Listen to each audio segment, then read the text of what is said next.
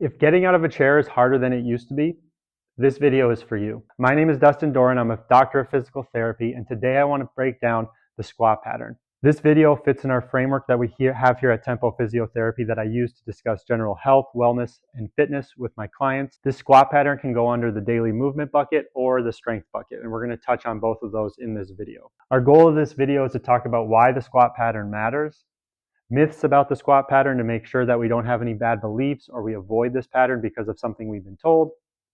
We're going to teach the pattern. We're just going to give you simple cues. I don't want to get too hyperfixated on the right movement pattern. Honestly, I think that keeps people away from movement and exercise.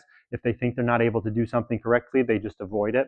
Then we'll talk about strengthening the squat pattern and again, why strength matters, why we need to progressively overload, but we need to do it safely. And we need to make sure that we're not doing it too quickly. And if we do it too quickly and you have some symptoms of soreness, fatigue, why that occurs. And then some practical takeaways. Simple, sustainable, effective. That is our framework here at Tempo Physiotherapy. I want to keep things simple for you so you're able to perform them.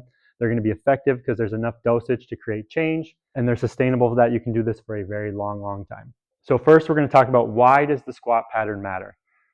If you sit down in a chair, get up out of a chair, try to go to the bathroom, go up and down stairs, get up and off the floor to play with kids, grandkids, garden, play a sport, those all require squatting or some sort of functional strength within that squat pattern.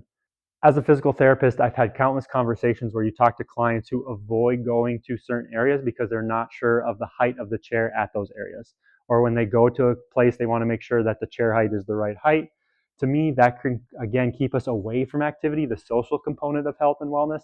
I want to make people confident in the ability to go out and live in the environment and not have to worry about the chair height or if they're able to get off of the toilet. And that way, at the end of the day, we're able to stay independent, do the activities we love, stay in our home, be as capable as we can for as long as we can during our lifetime. Myths about the squat. People will always come to me and say, I've heard squatting is bad for my knees. I shouldn't have my knees go over my toes. I shouldn't squat with past a certain depth. Or it's since I'm older, I shouldn't squat. And again, you can make the argument that just sitting in and out of a chair, go to the bathroom, things that are required for daily living, you need to be squatting, so why not load it? Am I going to have someone who hasn't squatted in a while back squat? No, that is not logical. It doesn't make sense. But then again, there's ways we can progress it to make you feel comfortable, whatever your starting point is. And that is really the point of this video, is to create a starting point to make you feel comfortable in the squat pattern to start moving today, because it goes back to our foundational aspect of daily movement. The more you get that daily movement pattern in, the more you do it, the more comfortable you feel with load, the more capable you are to go out and live the life that you want to live. So when it comes to kind of talking about those myths about, squatting is bad for your knees and all those other things we talked about, understanding load management is important when we program the squat.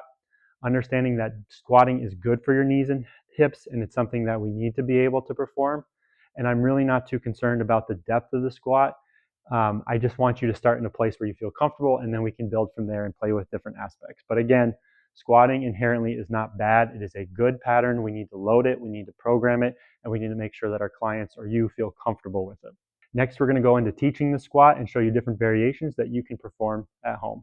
So now we're going to talk about the squat pattern from our framework of simple, sustainable, and effective. The purpose of this is to be able to show you how you can perform this at home 2 to 3 times a week for 6 to 10 reps in ways you can add load, whether it be kettlebells, dumbbells, or you can use objects around your house. You can take laundry detergent, a gallon of water, a gallon of milk, or you can add weight to like a purse or a backpack and hold that as well. The first thing we're going to talk about is the box squat. A chair is a wonderful tool to use at home. Again, we can play with different heights. So if the chair height feels a little too low, you can go to your bed. Just find a height that feels a little bit challenging where you can perform 6 to 10 reps. So when it comes to our form, again, I don't want to get lost in too much of what is the correct technique for this video.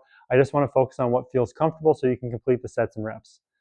Sometimes people find their toes out are a little better. Some find more toes more straight. Some like a wider stance. Some may like a narrow stance. A lot of it is based on your anatomy. Find a stance that feels comfortable. Just kind of march your feet. That tends to be the stance that you prefer. And all you're going to do is focus on is bring your bottom back, tapping your bottom on the chair, and coming back up. I want you to focus more on just the tapping. I like bringing my arms out just to give me a little assistance. But again, that tapping is what I'm looking for. Right now, the height of this box is 20 inches. I can move this to 16 inches. That's going to create more demand. Again, a little wider.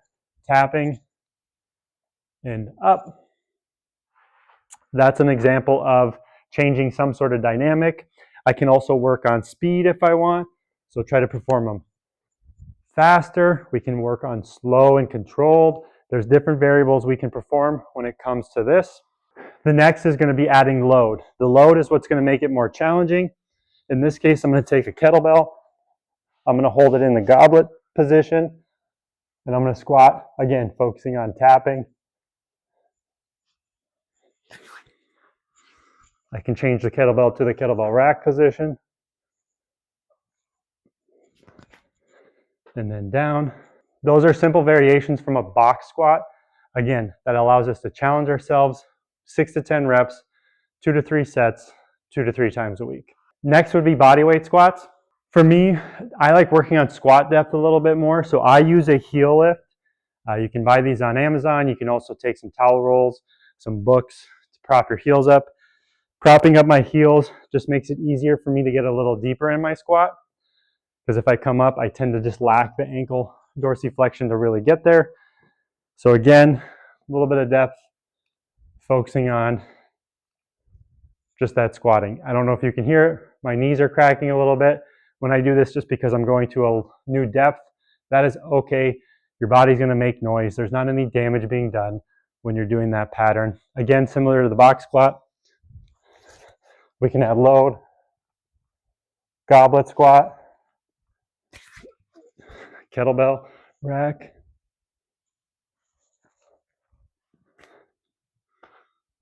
The purpose of this video is to show you a couple variations, whether it's the box squat or bodyweight squat, and then how you can add load.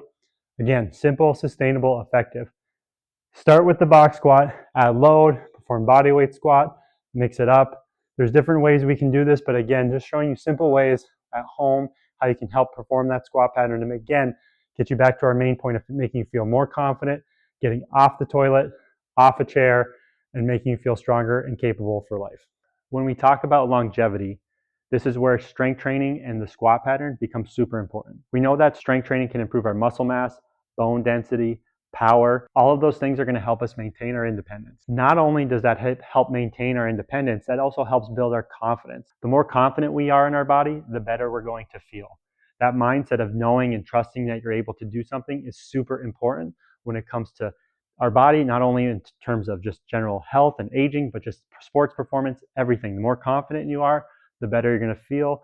That is the purpose of exercise, in my opinion. It's to build up the capacity and your confidence in your body to ensure that you're able to do the things that you love for a long time. Because again, the goal isn't to squat heavy. I'm not trying to get you to back squat to reach a PR. The focus of our framework and our programming is to keep you capable for a long time. And that comes with proper training, proper execution, and again, sometimes making it as simple as we can to make sure that you're getting those daily movements in and getting that strength training in. So now we're going to talk about some practical takeaways. When it comes to loading or performing the squat pattern, this is something I would like to do 2 to 3 times a week. We're going to do 2 to 3 sets, and our rep range will be 6 to 10 reps. Our goal is gradual progression, and our goal is understanding that we may be a little sore, a little fatigued, we may have some pains and aches that occur with this if it's not something we're used to. That is okay. That is your body adapting to the stimulus that you're providing. The important thing is just to understand that you're challenging yourself to make yourself a better version of yourself. If the pain becomes too severe, think 7, 8, 9 out of 10, then yeah, obviously we want to scale back. We want to take a look at something. We want to regress before we progress. There's different variations that we can always perform, but again, the idea is just saying, hey, I got my squatting in for this week. I'm building up my confidence. I'm building up my capacity to go out and do the things I want. I don't have to worry about getting in and out of that chair. I don't have to worry about getting in off the ground. So if I do fall, I know I have the strength, the capacity to do the things that I need to do. The main thing I want people to understand is it's not dangerous. It's not bad for your knees or hips. It's something we should be able to do, and to understand the correlation of why it's important. It's important because we're going to need to get in and out of a chair. We're going to need to get off the toilet, and we're going to need to get off the ground. That starts with building up the squat pattern, not only from a strength and capacity standpoint, but again, going back to the main thing, our confidence in our ability to do so. If you want to move better, stay strong, and continue to be active, subscribe so you can get more videos like this. If you have questions or are interested in more about what I'm doing or working with me, Again, you can email me at dustin@tempophysiomi.com. Again, we can break down the different movement patterns and make them simple, sustainable, and effective so you're able to do the things you love and you can continue to play the long game.